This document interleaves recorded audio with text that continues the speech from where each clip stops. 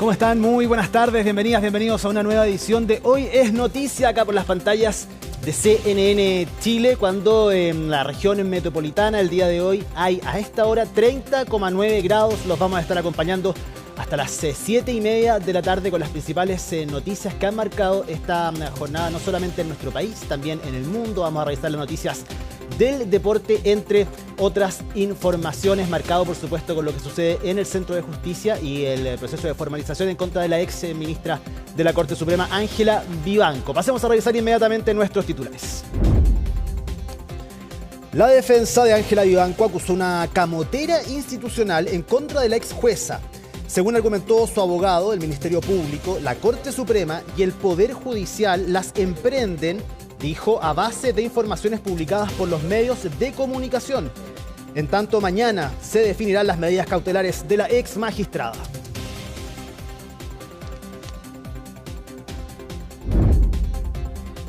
La presidenta del Partido Socialista, Paulina Bodanovich, se reunió esta tarde con el timonel del Partido Comunista, Lautaro Carmona, para abordar las tensiones surgidas tras el veredicto del caso de Gustavo Gatica.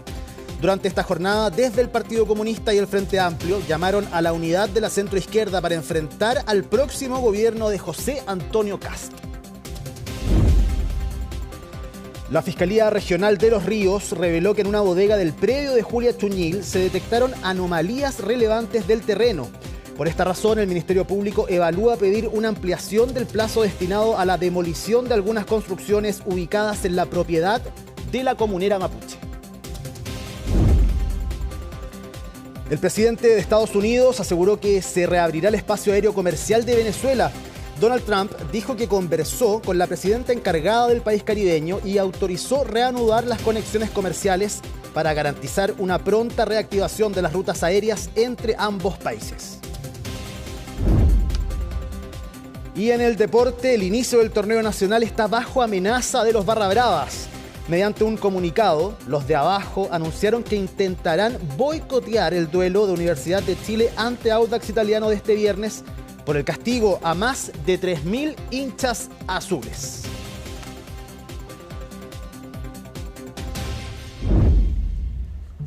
Y les contábamos, comenzamos inmediatamente revisando la situación de la ex ministra de la Corte Suprema, Ángela Vivanco. El día de hoy fue el turno de su defensa de exponer y acusaron una camotera institucional en contra de la ex jueza, que han estado siguiendo paso a paso estas jornadas de formalización y también adelantando lo que va a pasar el día de mañana. Sí. Francisca Cárdenas, ¿cómo estás? Muy buenas tardes. ¿Qué tal, Ivo? ¿Cómo estás? Muy buenas tardes. Y como tú lo decías, una tercera jornada de formalización durante el día de hoy y ya mañana, que es lo más importante y clave dentro de este caso y que envuelve además a la ex ministra de la Corte Suprema, Ángela Vivanco, es que el juez dijo que mañana a mediodía se va a definir si es que se decreta o no prisión preventiva, la medida cautelar que ha solicitado el Ministerio Público en los últimos días. Recordemos, lunes, martes de formalización. Ayer fue el receso solicitado por parte de su defensa, Jorge Valladares, que recordemos iba haciendo un recuento de todo lo que han sido estos días para la exministra. Él asume la defensa de la exministra el día domingo, una vez que ella es detenida en su domicilio en la comuna de Las Condes, es esposada, recordemos, llega esposada el día lunes al primer día de formalización, donde escuchamos al Consejo de Defensa del Estado, a los abogados de Codelco, la empresa afectada. Recordemos que es un caso que sigue abierto, digamos, lo que fue este litigio que terminó fallando a favor de la empresa bielorrusa y que es lo que se le acusa finalmente a la exministra, y también haber recibido dineros a través de los abogados implicados, involucrados, Eduardo Lagos y también Mario Vargas. Y justamente eso fue clave el día de hoy en lo que fue toda esta argumentación por parte de su defensa, porque se apuntaba justamente como una prueba por parte del Ministerio Público, por parte de la Fiscalía Regional de Los Lagos, que lleva esta causa, la declaración de Eduardo Lagos. Este abogado, recordemos que es uno de los formalizados, con respecto a los traspasos de dinero. Él menciona a Mario Vargas, por ejemplo, y ahí pone en duda justamente la validez de esa prueba el abogado de la exministra Vivanco, porque señala justamente que él no firmó esa declaración ante la Fiscalía. ¿Y qué sucede ahí? Que es lo que explica finalmente el Ministerio Público, es que no la firmó porque él quería dar de nuevo su declaración, o sea, sacar algunas palabras y poner otras. Sí, dicen que hacer cambios sustanciales, que es importante en la declaración. Claro, y es por eso que pone en duda justamente la validez de esa prueba que tiene el Ministerio Público. Pero ¿qué dice la fiscal justamente, la fiscal Víctor? Ella dice, a juicio de nosotros es que la imputación de la Fiscalía de los delitos, digamos, que se le imputan a la exministra cohecho reiterado y lavado de activos, y la prueba, dice ella, se basa en otros antecedentes. Si tuviéramos que excluir esos antecedentes, incluso así, es suficiente para nosotros para justificar los delitos. Y además señala la Fiscalía durante esta jornada, Ivo, que se le podrían imputar otros delitos a la ex ministra. Así que pasemos a escuchar esas declaraciones, porque hoy día fue bastante tensa esta audiencia por parte del abogado, que además acusó una precondena y también una camotera por parte de las instituciones, criticando incluso la figura del fiscal nacional Ángel Valencia por designar a la fiscal Víctor en lo que es la Fiscalía Regional de los Lagos en este caso. Escuchemos lo que dijo el abogado de Ángela Vivanco. Evidentemente aquí la investigación propiamente tal, cuando uno ve los antecedentes que informan el inicio de la misma, están dados por recortes o extracciones de internet relativas precisamente a las noticias que circulaban a este respecto. Eso es una precondena, su señoría. Pareciera que no solo debiesen escalar nuestros argumentos en función de lo que debemos transmitir al tribunal, sino que además tenemos que convencer en definitiva a la prensa y a todo un país que está expectante de esta situación, porque en definitiva se trata de algo que naturalmente puede causar un interés periodístico, comunicacional, de toda la comunidad, y está bien. Pero aquí ha habido un verdadero prejuzgamiento.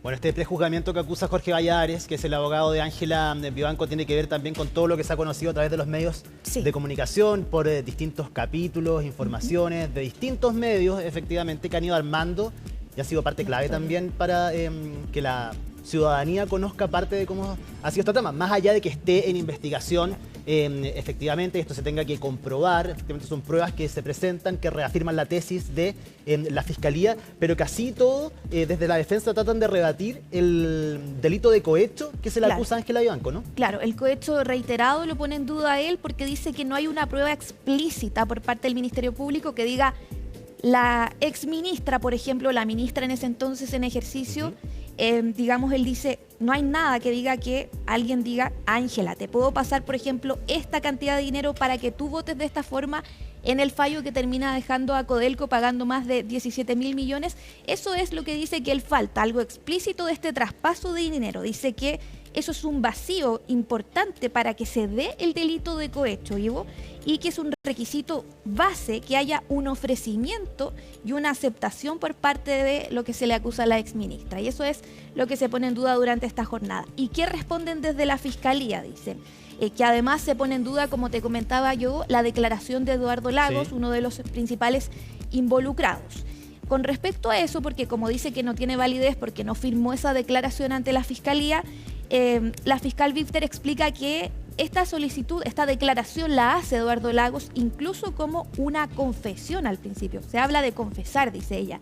Él quiso, dice, introducir cambios a lo declarado, lo que no significa que pierda peso lo ya declarado. Lo que ya dijo. Claro. Sí. Por eso después no quiere firmar y comienza ahí una disputa entre Lagos y su propio abogado por las declaraciones que le había entregado en primera instancia, las declaraciones originales a la Fiscalía. Pero sería esa prueba y varias más las que tiene, por supuesto, el Ministerio Público para acusar de cohecho y también de lavado de activos a la exministra Vivanco. Incluso hablan de la posibilidad de otros delitos, que es algo que se va a definir también mañana.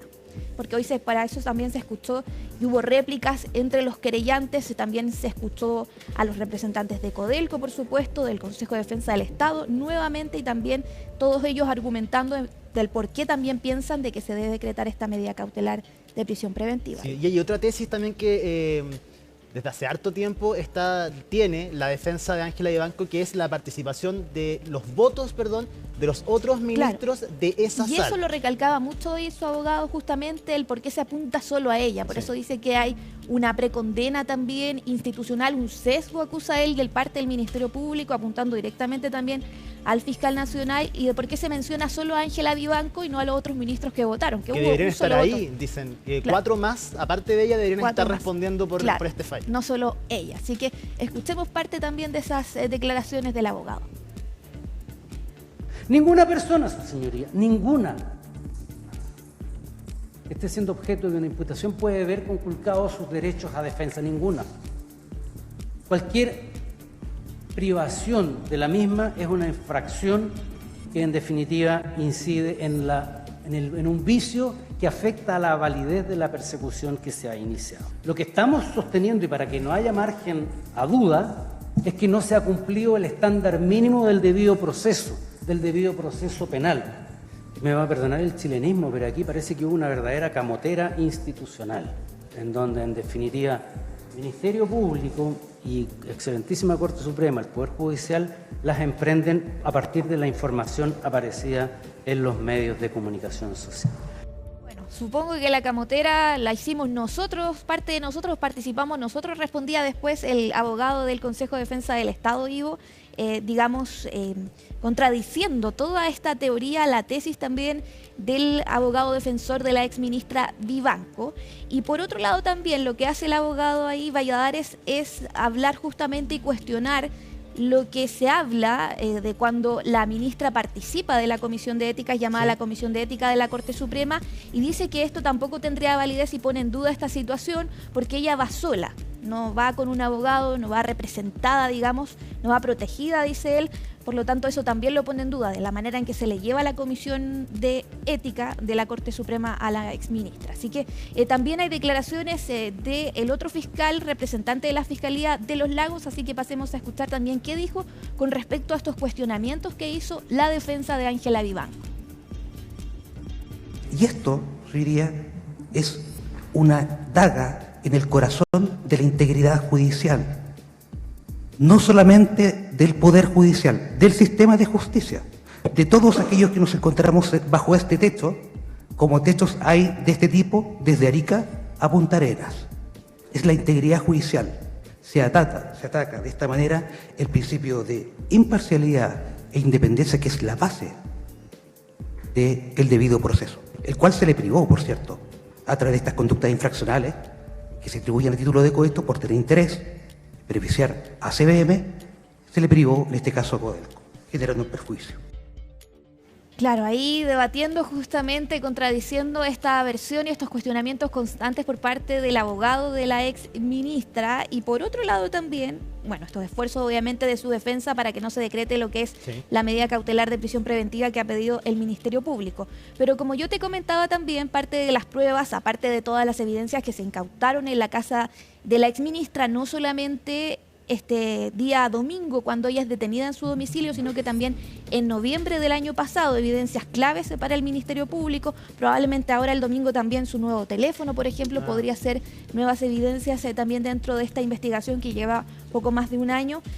Justamente eso se estaba debatiendo por parte y poniendo en duda por parte de su abogado, y es justamente lo que explica y que ahora vamos a escuchar de la fiscal Víctor en torno a que él pone en duda una de las evidencias, que es justamente lo que hablábamos, la declaración de uno de los abogados implicados. Así que pasemos a escuchar también parte de esos cuestionamientos que se hacen a el delito de cohecho que se le imputa a la exministra. Todo el cúmulo de indicios proporcionados en esta audiencia por parte de la Fiscalía y de los querellantes sirven y avalan la teoría de que estos actos fueron cometidos con dolo por parte de la imputada. En relación también con el delito de cohecho y el respectivo soborno, por supuesto, solamente recordar que este ilícito fue modificado en el año 1999 precisamente para excluir de la tipicidad y por lo tanto obviamente de la prueba que tenemos que rendir la celebración de un pacto ilícito, generando actos ilícitos unilaterales. De ahí que no sea necesaria, como lo ha dicho o ha pretendido la defensa, la alusión a la celebración de acuerdos entre los coimputados, pero sí como lo hemos sostenido en esta audiencia, señoría, la narración de una dinámica de corrupción sucesiva en el tiempo. Varios tecnicismos, Ivo, jurídicos, un análisis más constitucional de lo que es el delito de cohecho y que se pone en duda por parte de la defensa de la exministra, así que nos vamos a quedar muy atentos al día de mañana, que es clave. A mediodía ya podríamos tener... Eso te pregunto, por los horarios, ¿qué se espera mañana efectivamente durante esa jornada? Va a partir a las 9, igual que hoy, ¿ya? Y a mediodía podríamos tener justamente esta definición clave, si es que se le decreta o no medida cautelar de prisión preventiva, que es lo más probable, según han dicho también los expertos que están analizando justamente este caso de la trama bielorrusa. Solo para recordar, de decretarse esta prisión preventiva, ¿hacia dónde iría Ángela Vivanco? Eso todavía no. Centro penitenciario, pero el de San Joaquín. Ahora está en el de San Joaquín. ¿Se quedaría ahí o la podrían trasladar a otro? Podrían trasladarla, sí. Ah, te podrían trasladar a otro sí, también. Es una probabilidad. Ya, perfecto. Todo depende de lo que haga la defensa mañana y también lo que se decrete. Sí, vamos a ver si es que tiene algún impacto la defensa del día de hoy, lo que dijeron los argumentos expuestos, pero la Fiscalía está son muy contundentes también los argumentos que tienen, así que vamos a ver cómo se resuelve esto el día de mañana. Evidentemente va a ser la noticia de la jornada, sea cual sea la resolución del tribunal. Así que estés muy bien, Francisca, y quedamos muy atentos. Nos juntamos mañana para que nos cuentes. Muchas gracias. Y nosotros cambiamos de tema el día de ayer. Les contábamos algo sobre esto, la preocupación que existe por las últimas proyecciones del Instituto Nacional de Estadísticas, que anticipan una disminución y envejecimiento de la población chilena en los próximos años. Vamos a tomar contacto con Natalia Muñoz, que nos va a contar qué efectos tendría este fenómeno para la economía y para el empleo. Nati, ¿cómo estás? Buenas tardes. Hola, ¿cómo estás? Muy buenas tardes. Así es parte de las preocupaciones que entregan por parte de los economistas y también de las diferentes presiones que habrían justamente al gasto público durante los próximos años y que viene en desglose de esta información que entregaba durante esta semana el Instituto Nacional de Estadísticas, correspondiente a una actualización de cómo se va a estar comportando la demografía en nuestro país. Principalmente desde el año 2036 la población en Chile comenzará a caer y esto es bastante preocupante debido a, ya adelantabas bien, dos factores muy conocidos. Aumenta la expectativa de vida, van a haber más personas mayores de 65 años que van a requerir una jubilación, una pensión, mientras que va cayendo la natalidad. Este fenómeno ya se había registrado durante los años anteriores y no hay una perspectiva muy beneficiosa al respecto, sino más bien la tasa de natalidad iría cayendo aún más durante los próximos años. Mayor longevidad y menor tasa de natalidad entonces es lo que principalmente estaría presionando la economía y sería uno de los principales problemas que podríamos ver a futuro y que de hecho ya se está viendo en países más desarrollados. Ahora, ¿qué es lo que proponen los especialistas? Principalmente es ir revisando desde ahora ya el comportamiento de la reforma de pensiones aprobada durante el año pasado. Recordemos de que esta reforma tiene un carácter de seguro social y sería el que no se podría pagar, según lo que comentaban los expertos, durante los próximos años, debido a que habría una menor cantidad de personas trabajando, de personas ocupadas y que por supuesto estarían pagando sus impuestos y habría una menor recolección de gasto público y eso sería una de las principales presiones que, si lo sumamos también a las presiones en salud, sería bastante delicado y preocupante para nuestra economía en los próximos años. Escuchemos entonces qué fue lo que nos comentaban los especialistas. Los países con mayor envejecimiento de la población y donde la población empieza a contraerse, efectivamente tienden a enfrentar tasas de crecimiento económico más bajas. Disminuye la proporción de la población en edad de trabajar y con ello la fuerza laboral. Sin embargo, hay factores que pueden ayudar a contrarrestar este efecto negativo. Uno de ellos es la incorporación de aquellos sectores rezagados en materia de participación laboral, como es el caso de las mujeres. Asimismo, aquellas políticas que faciliten la inserción laboral de los segmentos con dificultades de empleabilidad, como los jóvenes y las personas mayores, contribuirían a amortiguar los efectos negativos. Hacia 2050, el número de personas mayores de 65 años será mayor al que teníamos estimados con anterioridad. y esto podría significar mayores presiones fiscales por el financiamiento que tiene la PGU, ya que la mayoría de las personas que son mayores de 65 años reciben este beneficio. Por el lado del mercado laboral, vemos una contracción del número de personas que va a participar en el mercado del trabajo. Esto significa que hacia 2050 existirían unas 600.000 personas menos de las que se tenían estimadas anteriormente. Y esto va a repercutir no solamente en la composición del mercado del trabajo, y con un impacto negativo, ¿cierto?, en el crecimiento económico, sino que también en el sistema de pensiones, porque la parte del seguro social que se aprobó recientemente con la reforma, parte del financiamiento viene de las cotizaciones de los trabajadores. Y para el 2028 vamos a tener un punto que, según lo que fue catalogado por el Instituto Nacional de Estadísticas, va a ser un punto de inflexión, porque el 2028 marcará este hito crítico, donde será el momento de que el número de muertes superará al de nacimientos, lo que inicia un periodo de crecimiento natural negativo. Ahora, si lo sumamos también a la fecundidad, que ha tenido un descenso acelerado, de hecho, si en 1992 era de 2,4 hijos por mujer, hoy se proyecta que siga cayendo y en 2026 se sitúa en 0,62, muy lejos justamente de este 2,1%. Según lo que nos comentaban los expertos, entonces van a ser parte de estas presiones, y que principalmente sería el gasto público, el que ya se encuentra bastante estrecho, el que se vería presionado más adelante. Según las estimaciones también que nos entregaban desde la academia, en los próximos 20 años el gasto en salud y en pensiones vería presionado entre un 4 y un 5% del Producto Interno Bruto de nuestro país, por lo que recomiendan los expertos comenzar de inmediato a preocuparse de esta materia, ya sea para poder ir incentivando la natalidad, el empleo femenino, y también ir viendo cómo se puede ir haciendo mejores políticas públicas en base a estos datos a futuro. Escuchemos entonces qué fue lo que nos comentaba Matías Acevedo, el exdirector de presupuestos.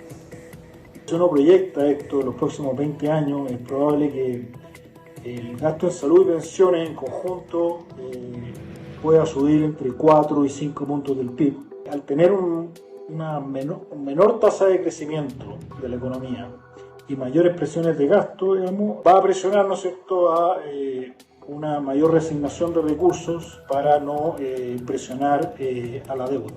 Pero al mismo tiempo requiere de un Estado eficiente. Y me refiero a eficiencia, por ejemplo, hay sectores que desde un punto de vista del gasto fiscal van a haber reducido su gasto por razones que, si es que no se logra mejorar, ¿no es cierto?, la tasa de natalidad. Y me refiero en particular a la educación. Una nueva era demográfica entonces que va con el envejecimiento de la población y menos natalidad, que las estimaciones de hecho demuestran de que se deberían ir fijando nuevas prioridades, según lo que escuchábamos por parte de los expertos. Sería entonces pensiones, salud, gasto público lo que se vería mayormente presionado, y comentaban por parte de los especialistas que podría ser la medida del proyecto de sala cuna universal, que se está de hecho revisando en el Congreso, una buena medida para poder ir fomentando el empleo femenino. Otro muy importante y que se tiene que ir revisando a futuro, ya lo escuchábamos en las recomendaciones de los expertos, tiene que ver con la educación que se está llevando ahora, y también el ir incorporando también a más personas a el campo de trabajo, donde durante esta jornada justamente recibíamos la cifra de desempleo que sitúa en 8%. Natalia Muñoz, muchísimas gracias por este completo informe. Vamos a seguir hablando acerca de estas cifras que realmente son preocupantes y ver de qué manera se pueden revertir, si es que se pueden. Que estés muy bien, Nati. Nosotros nos vamos a una pausa acá en Hoy es Noticia, lo hacemos con imágenes hermosas desde el Quisco, el litoral central de nuestro país, una de las comunas de la provincia de San Antonio, de la región de Valparaíso. 20 grados a esta hora y muchísima gente disfrutando ahí de la playa. Nosotros vamos y volvemos.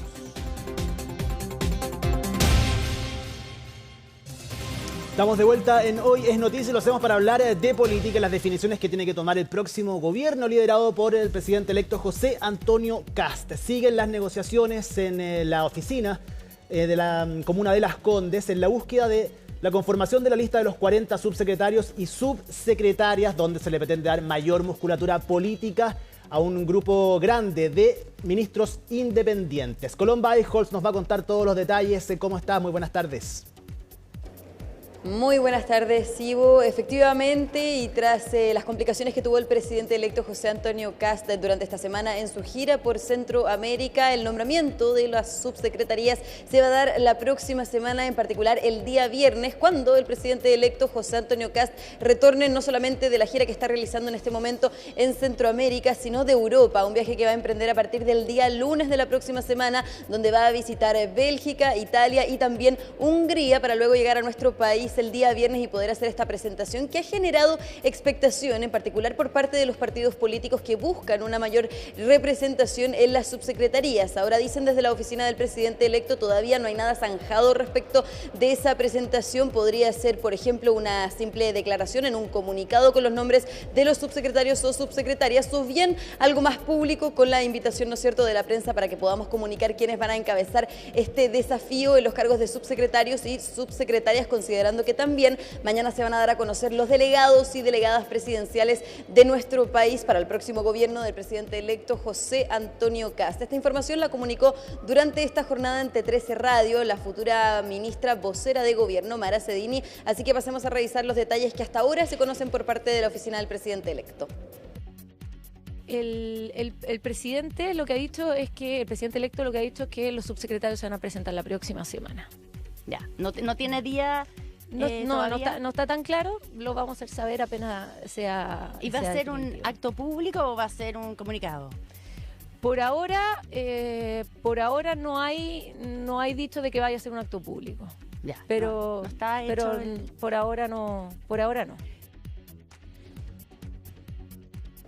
Todavía no hay nada zanjado, pero lo cierto es que ya los futuros ministros y ministras del próximo gobierno del presidente electo José Antonio Kast han dado ciertas luces de quienes van a poder ser sus subsecretarias o subsecretarios. De hecho, veíamos esta semana al futuro ministro de Justicia, Fernando Rabat, junto a quien sería su próximo subsecretario, el subsecretario de esa cartera, el subsecretario de Justicia, que vendría siendo Luis Silva, quien acompañaba de hecho en la oficina del presidente electo al futuro ministro de Justicia. Y al momento que se le consulta a Fernando Rabat sobre quién encabezará la subsecretaría de Justicia, dijo, bueno, ahí va, al lado de él, confirmando entonces a Luis Silva como el próximo subsecretario de Justicia. Y ayer también lo hizo José García Ruminot, el senador de Renovación Nacional, que ya a partir del 11 de marzo va a encabezar la Secretaría General de la Presidencia. Y justamente en conversación con CNN Prime se le consultó respecto de quién podría encabezar la subsecretaría general de la Presidencia. Se trata de Constanza Castillo, de Renovación Nacional, también militante del mismo partido del futuro ministro, quien también ha tenido experiencia en el ámbito político. De hecho, fue jefa de gabinete del entonces diputado y presidente de la Cámara de Diputados, Diego Paulsen, también de Renovación Nacional, y es algo que ayer también pudo confirmar. Dijo que era lo más probable que fuera su próxima subsecretaria general de la Presidencia, así que vamos a pasar a revisar esos detalles que entregó el futuro ministro, pero también sobre la expectación que hay respecto de la representación de los partidos políticos en estos cargos. ¿Constanza Castillo va a ser su subsecretaria? Es altamente probable, pero la decisión final es del presidente José Antonio Kast. Pero hasta esta hora sería ese el nombre, digamos. Lo que pasa es que... ¿Le gusta ese nombre a usted? Por supuesto. Usted lo propuso, ¿no? Es que hemos trabajado mucho tiempo juntos. Connie Castillo lleva trabajando con nosotros quizás 20 años, una cosa así. Yo he visto al presidente José Antonio Kast trabajando con los presidentes de los partidos, buscando precisamente mayor presencia de los partidos, pero al mismo tiempo que las personas que se proponen tengan la expertise técnica. ¿Van a estar más representados en las subsecretarías de los partidos? Sin duda. ¿Sí? Sin duda. Ya, son más también. Va a haber más representación. Los ministerios somos 25, 24 con la fusión de economía con minería. Ya, pero eso es una noticia. ¿Van a estar más representados? Sí, van a estar más representados. Bueno, una representación que efectivamente decía José García Ruminot, el propio presidente electo José Antonio Kast ha buscado junto a los partidos políticos. De hecho, decía el senador que le consta que José Antonio Kast sí se ha reunido con los diferentes presidentes de los partidos políticos que apoyaron a José Antonio Kast en segunda vuelta, y también, por supuesto, aquellos que van a conformar el gabinete, como lo son demócratas con la representación, bien digo, de Jimena Rincón. También está presente Evópoli, al igual que la UDI y Renovación Nacional ahí en Interior, y también en la Secretaría General de la Presidencia. Ahora, la expectación de todas maneras no ha bajado en los últimos días, si bien todos los partidos políticos dicen que es una decisión que finalmente le corresponde al presidente electo y que ellos no van a mandatar cuáles van a ser, ¿no es cierto?, los próximos pasos del presidente electo respecto a estos nombramientos. Sí han transparentado la mayoría de los parlamentarios de los partidos políticos que han puesto a disposición nombres de cada partido. Incluso lo decía durante esta jornada el diputado José Carlos Mesa, que ha puesto a disposición el Partido Republicano nombres para que también puedan formar parte del gobierno, tanto en las subsecretarías, en las seremías y también en las delegaciones presidenciales, al igual como lo hizo durante esta jornada la oficina del presidente electo, la diputada y presidenta del Partido Social Cristiano, Sara Concha, quien también dijo tienen expectativas desde ese partido para también poder encabezar alguna subsecretaría, dado que, recordemos, también tienen representación en el gabinete el Partido Social Cristiano en el Ministerio de la Mujer con Judith Marín. Parte de las declaraciones entonces que han habido durante esta jornada respecto a la expectación de este pronunciamiento y nombramiento ya la próxima semana de los subsecretarios y subsecretarias. Así que vamos a pasar a revisar cuál es la postura que están teniendo en este momento los partidos políticos que apoyaron a José Antonio Kast en segunda vuelta y que muchos de ellos van a formar parte del próximo gobierno. O sea, uno esperaría siempre que en este afán de poder trabajar colaborativamente podamos tener alguna delegación, alguna subsecretaría, pero más allá de eso, una decisión obviamente del presidente que vamos a respetar en todo caso, y vamos a respaldar el trabajo que puedan hacer más adelante también los distintos cargos designados por el presidente. Son cargos de confianza, por supuesto, pero también evaluando el perfil que puedan tener para cumplir los objetivos que en este caso el gobierno de José Antonio Kast tiene, que es un gobierno de emergencia, y en esa línea yo creo que tienen que estar todos bien alineados, a la redundancia, ¿cierto?, y poder trabajar por el fin mayor que es nuestro país. Vamos a respaldar, por supuesto, la decisión del presidente. Uno siempre espera poder ser considerado en esos aspectos, pero en verdad creo que hay que empezar a ver lo que se viene ahora en marzo, que es seguir trabajando juntos. Nosotros, como bancada de la UDI y como partido, vamos a respaldar plenamente la decisión que tome el presidente de la República. Acá no estamos por cuotas en ministerios, simplemente estamos a disposición para contribuir a que el presidente pueda ejercer el cargo y pueda tener los mejores colaboradores para sacar a Chile adelante en materia de seguridad y en materia de crecimiento económico. Por cierto, como partido esperamos y estamos seguros que el presidente es un hombre juicioso, criterioso, y le va a entregar la representación respectiva a cada uno de los partidos en esas carteras, en la subsecretaría. O sea, yo creo que vamos a seguir la misma línea que hemos mantenido hasta el día de hoy, que es respetar las decisiones del presidente y apoyar a todos los subsecretarios que sean nombrados. Los partidos, evidentemente, hemos puesto a disposición del presidente nombres de personas que creemos que son idóneas para esos cargos, pero al final es el presidente el que toma la decisión. Es que desde el día 1 los partidos políticos fueron notificados que este gabinete, tanto los ministros y en general todos los cargos de confianza, no van a ser cuoteados. Entonces, si alguien pretende cuotearlo hoy día, no está en la línea de lo que el presidente de la República ha dicho. Bueno, ya escuchábamos también declaraciones que podríamos decir están alineadas por parte de los partidos políticos. Escuchábamos las declaraciones de los parlamentarios, quienes decían que ellos entienden que este no es un gobierno de coteo político, es un gobierno de emergencia en donde efectivamente se está nombrando a personas que tengan experiencia técnica en aquellas carteras y en aquellas tareas que se les van a entregar a partir del 11 de marzo y que obviamente se van a anunciar la próxima semana en el caso de los subsecretarios y subsecretarias. Ahora, las delegaciones presidenciales también debería ser una información que vamos a conocer el día de mañana. Se espera que se haga a través de un comunicado. Todavía no hay un pronunciamiento de la oficina del presidente electo respecto del horario de esa presentación, pero de todas maneras son cargos que vamos a conocer durante este viernes, mientras que entonces los subsecretarios y subsecretarias se esperan que puedan ser presentados por el propio presidente electo José Antonio Kast una vez retorne de su gira de Europa, que va a emprender, como decía ya, a partir de la próxima semana, el día lunes, con destino en Bélgica, en Italia y también en Hungría.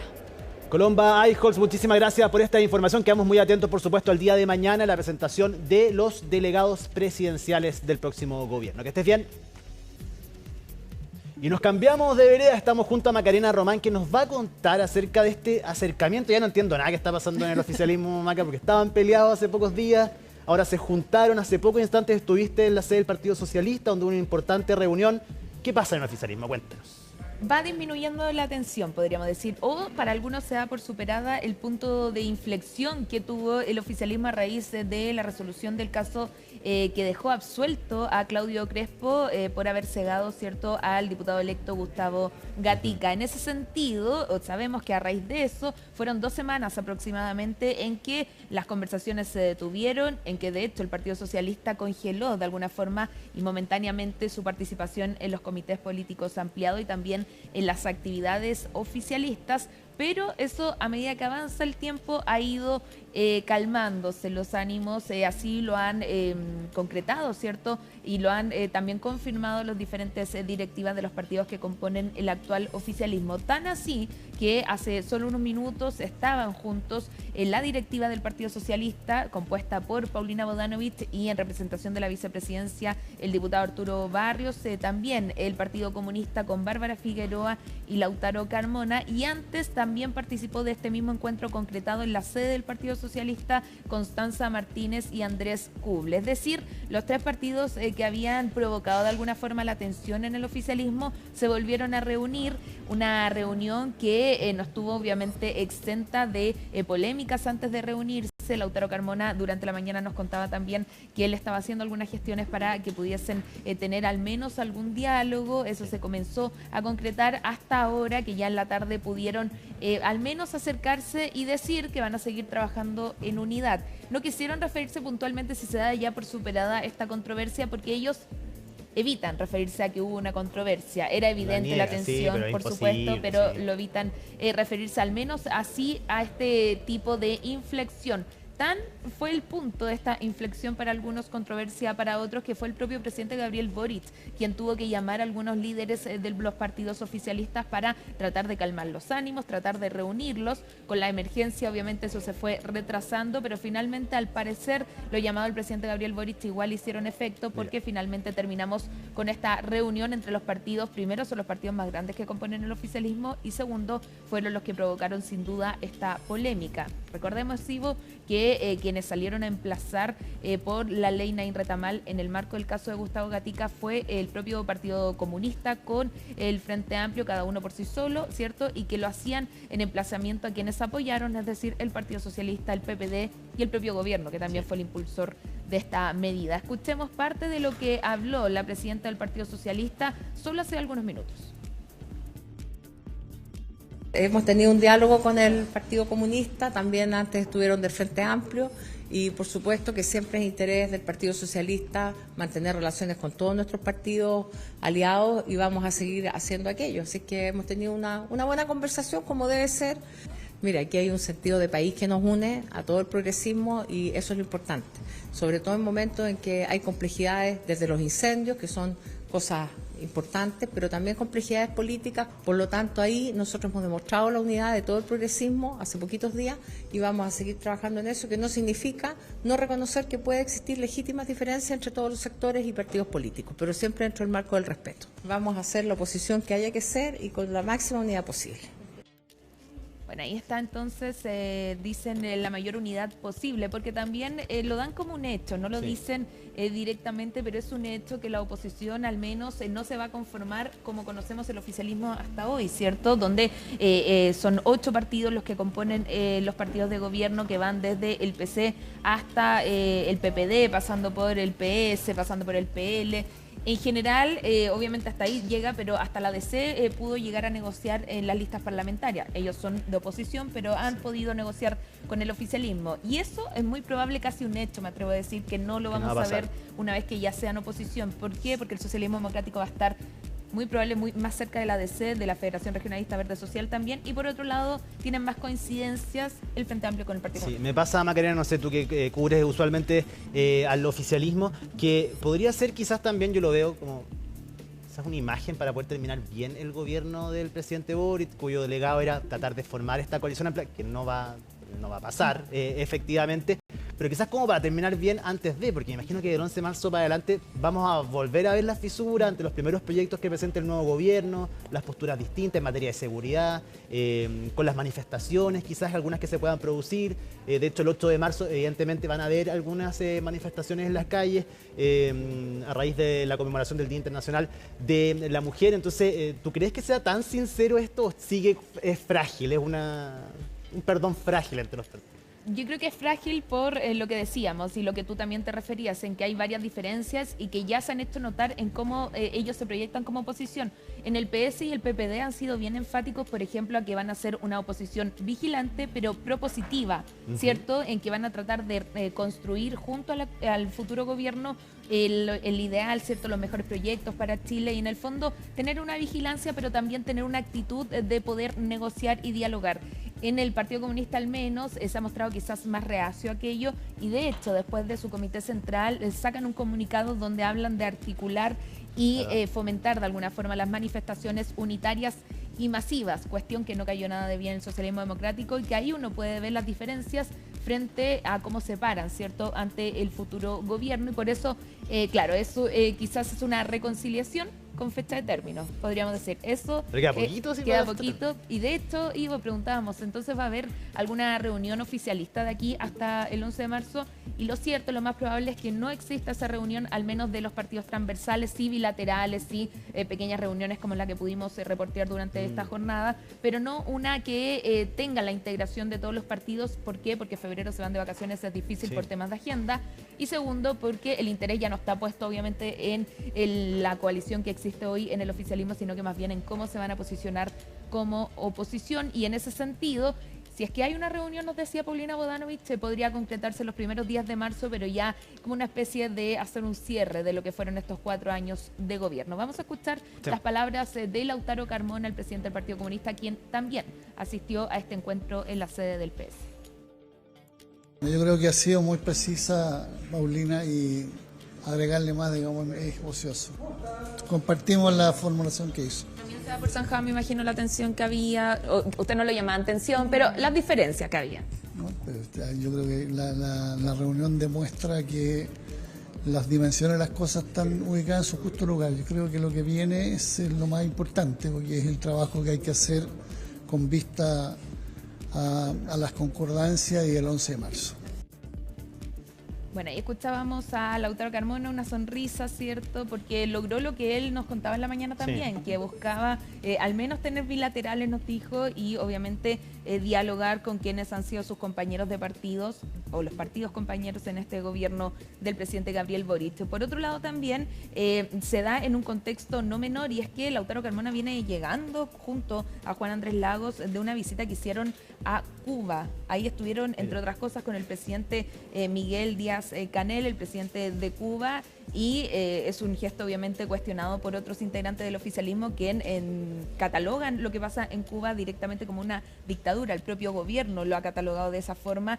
La propia ex candidata Janet Jara, no solamente personas ajenas al Partido Comunista, sino que también desde el interior del PC han tenido diferencias respecto a ese tema. ¿Qué dijo durante la mañana justamente en nuestro canal Lautaro Carmona? Que bueno, que esa era una de las grandes diferencias que tiene el PC con los otros partidos del oficialismo, pero que ellos se llaman a respetarlo como ellos respetan también sus posturas. El tema también es que acá hablamos, ¿cierto?, de cómo se califica lo que está pasando en Cuba y si es que algunos lo ven como dictadura o no, son diferencias mayores. En ese sentido, entonces, hicimos las preguntas a los partidos oficialistas si aún así se pueden articular para luego ser oposición o al menos trabajar en unidad. Y nos decían que sí, porque ya fueron capaces de dejar esas diferencias de lado para hacer oficialismo, por ende en oposición debiese pasar lo mismo. Escuchemos.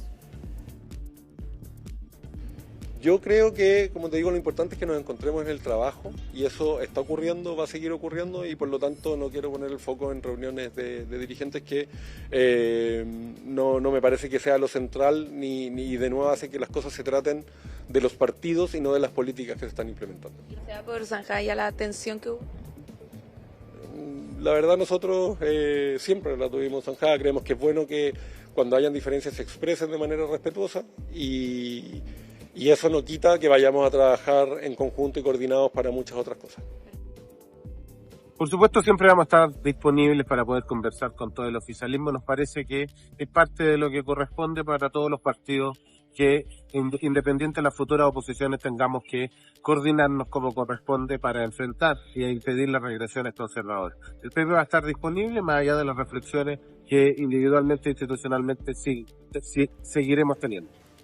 Diferencias que ya los hemos repasado, ¿cierto? En torno a su postura ante Venezuela, ante Cuba, la postura que van a tener también frente al gobierno de José Antonio Kast, bueno, lo de la ley Nain Retamal, entre otras. Veremos si esto va a ocasionar o no una ruptura ya para tenerlo presente para el próximo gobierno cuando sean oposición, o si finalmente van a poder convivir con estas diferencias y ser una oposición quizás no desde el mismo pacto, pero sí unidos para enfrentar ya sea proyectos a favor o proyectos en contra. Y además van a tener otra responsabilidad, que es desde qué vereda se paran para defender el legado de este gobierno. También. Porque una vez que termine, van a haber muchas críticas acerca de cosas que se podrían haber hecho mejor, cosas que se hicieron mal, cosas que se hicieron bien, y eso también va a generar algún conflicto, me imagino, dentro de los mismos partidos. Y bueno, lo último, de hecho, también los propios ministros, va a ser interesante qué opinan, representando a sus propios partidos políticos. Y ahí mismo sí, porque hablamos con algunos ministros y decían, desde el 11 de marzo podré hablar y dar mi parecer en materia política.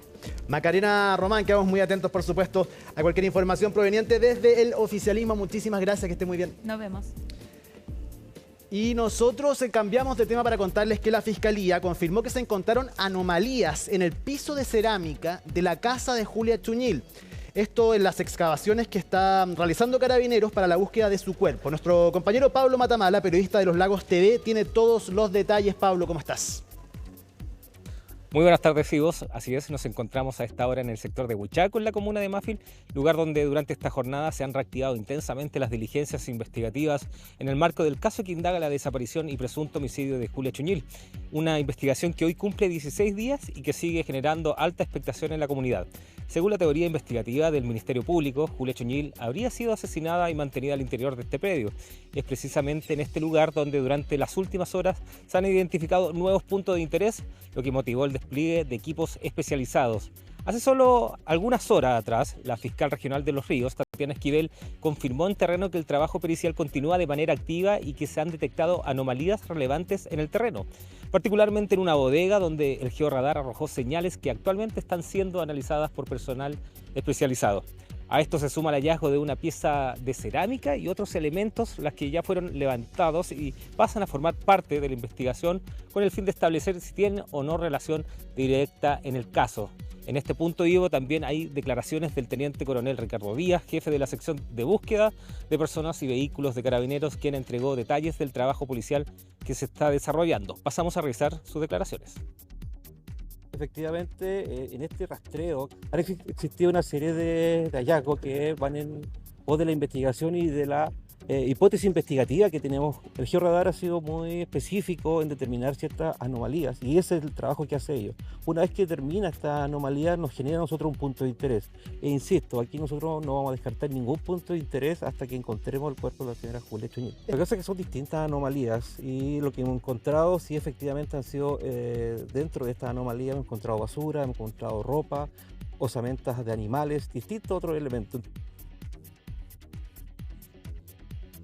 Otro antecedente relevante tiene relación con la autorización judicial otorgada en el Juzgado de Garantía de los Lagos a cargo del magistrado Andrés Riveros, que permite desarmar las estructuras al interior del predio, entre ellas la vivienda principal y diversas bodegas.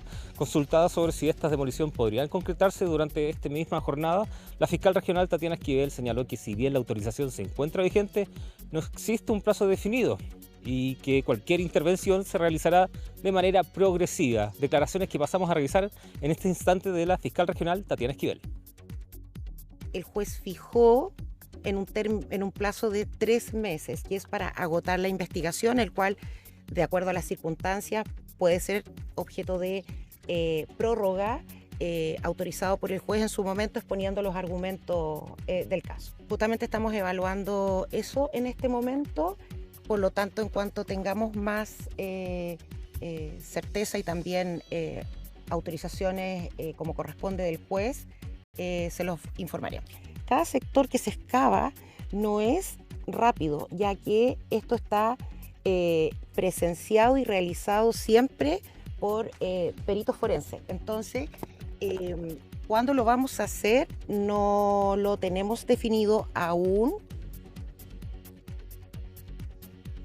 Hay que recordar, Ivo, que el plazo autorizado para estas diligencias vence este sábado 31 de enero, luego de haber sido ampliado desde el pasado 21. Respecto a una eventual nueva extensión, la fiscal indicó que aún se encuentra en evaluación y que cualquier decisión será informada oportunamente. Recordemos que el plazo es este día viernes, si se ejecuta esta extensión, y tiene que hacer la solicitud, obviamente, al Juzgado de los Lagos. En paralelo, el análisis de sangre encontrado en el lugar junto a manchas en el machete y en el hacha continúan siendo periciadas en Santiago, con el objetivo de determinar si corresponden o no a Julia Chuñil. Estos antecedentes siguen siendo clave para el avance de esta investigación. Y durante esta jornada también ha regresado el robot Georradar, herramienta que ya había sido utilizada en etapas iniciales del caso y que nuevamente ha detectado anomalías en la superficie, las que están siendo revisadas mediante excavaciones focalizadas. Así se desarrolla, Ivo, esta nueva y decisiva jornada de diligencia aquí en el sector de Huichaco, comuna de Mafil, en una investigación que sigue avanzando, pero que también mantiene a la comunidad en estado de alerta y expectación, para hacer una respuesta a una interrogante que se ha hecho durante todos estos meses previos, Ivo. Dar con la respuesta a una pregunta: ¿dónde está Julia Chuñil, Ivo? Nosotros, en tanto, nos quedamos desde acá, desde el sector rural, esperando novedades durante este caso que mantiene la contingencia periodística durante estas últimas semanas, Ivo. Pablo Matamala, periodista de Los Lagos TV, muchísimas gracias por este completo informe. Quedamos muy atentos a cualquier información proveniente desde la región de Los Lagos. Que estés bien. Estamos de vuelta en Hoy es Noticia para contarles que durante la madrugada del día de hoy falleció un delincuente que intentaba hacer un portonazo en la comuna de Maipú. Le vamos a preguntar a Felipe Hernández todos los detalles. ¿Cómo está, Felipe? Buenas tardes.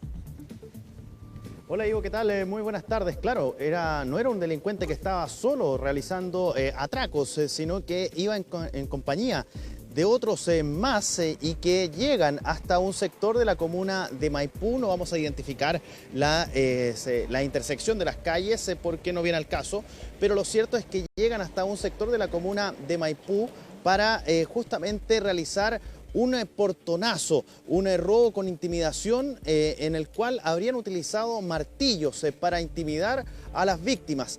¿Cómo se dio todo esto? Porque lo que les conté es prácticamente el desenlace y todo lo que sucedió. Pero ¿cómo se produce todo esto? Bueno, a ver, llega un vehículo hasta el domicilio, justamente, el que iba abordado por una mujer y su hija. Al momento de llegar hasta el domicilio, bueno, normalmente el matrimonio lo que hace es cambiar los vehículos, cambiarlos de lugar básicamente al interior de la casa. Por eso mismo entonces es que estaban en ese proceso de hacer el intercambio y haciendo el movimiento de el ingreso de los vehículos, cuando desde un tercer vehículo aparecen otros sujetos. Hablamos de al menos 4 que se bajaron desde un vehículo prácticamente en movimiento, descienden de este y comienzan entonces a tratar de robar el vehículo en el cual se movilizaba la mujer. Ese es un vehículo de marca Ford, modelo Explorer, y que finalmente 3 de los sujetos logran abordar este automóvil y llevárselo, pero faltaba uno solo. Y en ese sujeto que queda abajo del vehículo que había sido sustraído, bueno, el marido de la víctima, a bordo de otro automóvil, de una camioneta, bueno, termina arrollándolo con el objetivo entonces de evitar que se escapara. Y así fue como finalmente se produce toda esta situación. El delincuente termina falleciendo y son las consecuencias que generó toda esta situación. Hasta ahora, lo único que se sabe es que este sujeto mantenía antecedentes, son antecedentes graves. Del resto de la banda, hasta ahora no ha sido encontrada, tampoco el vehículo, y por eso es la gravedad de los hechos, por todo lo que sucedió a propósito de este episodio lamentable, de este nuevo portonazo, esta vez ocurrido en la comuna de Maipú. Vamos a escuchar en primer lugar las palabras que entregó el fiscal Luis Vaca, fiscal de la Fiscalía Metropolitana Occidente, y que se hizo cargo justamente de las diligencias durante horas de esta mañana. Durante la noche, esto ocurre en horas de la noche de ayer, se produce justamente toda esta situación, ya se habían emanado las órdenes para que se investigara y fue a Carabineros a quien se le determinó, entonces se le entregó la investigación. Escuchemos la voz del fiscal y a la vuelta les comento qué tipo de antecedente mantenía el delincuente que finalmente termina atropellado y falleciendo en el lugar donde ocurrieron los hechos. Un grupo familiar venía llegando a su domicilio y en este caso un grupo de sujetos en una cantidad indeterminada lo habrían intimidado, habrían sustraído uno de los vehículos de propiedad de este grupo familiar y premunidos de elementos contundentes. De hecho, Carabineros encontró en el sitio del suceso un martillo. Las víctimas también refieren de que se habrían utilizado armas de fuego en la comisión del delito. Varios de los asaltantes no pudieron ser detenidos en este caso, se dieron a la fuga del lugar. De hecho, el vehículo propiedad de la familia se encuentra con encargo por robo en estos momentos. Son víctimas en este momento. Carabineros ingresó esta denuncia como robo con intimidación. Básicamente esto forma parte de la línea de acción investigativa del Ministerio Público en conjunto con esta unidad especializada de Carabineros y desde esa perspectiva se le hizo la denuncia como víctimas de este delito. Claro, ese es un dato muy importante. Las personas afectadas, la mujer es víctima de este hecho, pero quien conducía el automóvil, su marido, que termina atropellando justamente a este delincuente que quedó botado por sus colegas delincuenciales y también quedó en calidad de víctima. Son todos víctimas de este robo con intimidación que ocurre en horas de la noche de ayer en la comuna de Maipú. Pero yo les había dejado pendiente una situación, un dato muy relevante. Yo les había mencionado anteriormente que el delincuente muerto mantenía antecedentes. Bueno, este sujeto tenía el antecedente puntual de homicidio. Había sido parte o había sido condenado por el delito de homicidio, pero según lo que estableció el fiscal Luis Vaca en sus declaraciones también más adelante, señalaba que este delito aparentemente lo habría cometido cuando este sujeto era menor de edad. Por esa razón entonces es que fue un tanto más complejo poder encontrar justamente si este sujeto tenía o no antecedentes delictuales y que por los cuales pudiese haber sido condenado anteriormente. Bueno, era así finalmente. Cometió un delito relacionado a homicidio y por eso mantenía ese antecedente también importante, pero ya había sido cumplido justamente nada vigente hasta ahora. Vamos a escuchar ahora las palabras que entregó el capitán del Laboratorio de Criminalística de Carabineros, del Labocar, quienes se hicieron cargo durante horas de esta mañana en el sitio del suceso donde encontraron justamente donde se produce toda esta situación. Estuvieron realizando algunas pericias para poder determinar finalmente lo ocurrido y de esta manera poder también establecer quiénes son justamente los sujetos que actuaron en contra de esta mujer a quien le robaron el vehículo finalmente y hasta ahora no han sido encontrados. Revisemos lo que señalaba el capitán de Carabineros. Por causas que se investigan, uno de los delincuentes no alcanza a abordar estos vehículos y es en ese contexto que el dueño de casa lo sigue en un segundo vehículo y se produce este accidente donde lamentablemente termina fallecido este antisocial. De acuerdo a los registros de cámara que está levantando el departamento C9, al menos se comprobó la participación de 4 personas. No obstante, el vehículo que llega a las personas no se puede verificar bien la cantidad que hay en el interior. No, en el sitio del suceso no se percutaron disparos. Ahí está entonces, Ivo, todos los detalles respecto de las primeras diligencias, respecto de esta situación ocurrida en la comuna de Maipú, que termina con un vehículo robado, con una familia intimidada, producto de estos sujetos, que afortunadamente no hubo disparos. Pese a que aparentemente habían armas de fuego, no hubo disparos, pero sí también hubo uso de un martillo aparentemente para, entre otras cosas, intimidar en este caso a la mujer y a su hija que iban a bordo de uno de los vehículos, el que finalmente fue robado y con este delincuente que termina siendo atropellado por el marido, en este caso de la víctima del robo con intimidación o también conocido popularmente como portonazo. Felipe Hernández, muchísimas gracias por este completo reporte, que estés muy bien. Chao, chao.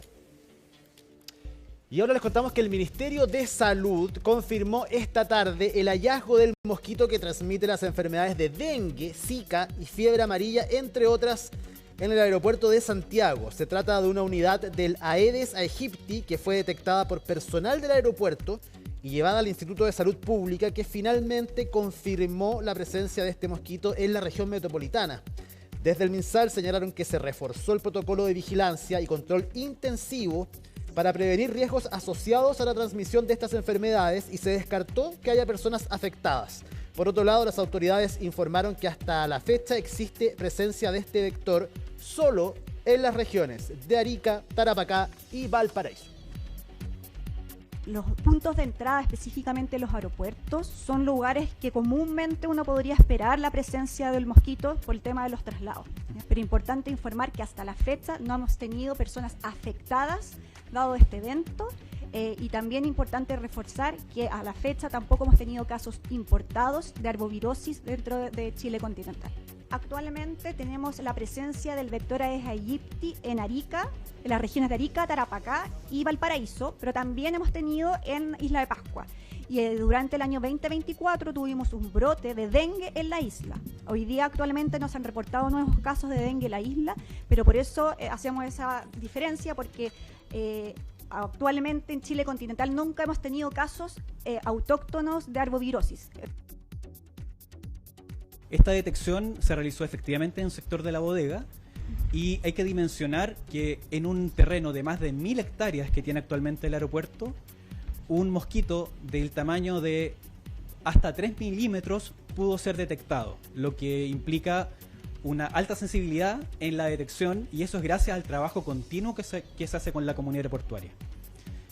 Al detectar el mosquito, este pudo ser fotografiado y llevado por funcionarios de la autoridad sanitaria al ISP, donde el día de hoy obtuvimos el resultado final, posterior, digamos, a la sospecha, cuando fue que activamos los protocolos, y ahora al contener la confirmación, reforzamos todos los protocolos que ya están activados con la autoridad sanitaria desplegada en el lugar, como mencionaba, a través del foco y el perifoco, para detectar eventualmente nuevos mosquitos. Nosotros nos volvemos a juntar el día de mañana a las 5:30 de la tarde para revisar las principales informaciones de Chile y el mundo, mientras en la región metropolitana a esta hora, cuando son las 7:25, 28,8 grados. Que tengan un buen cierre de día.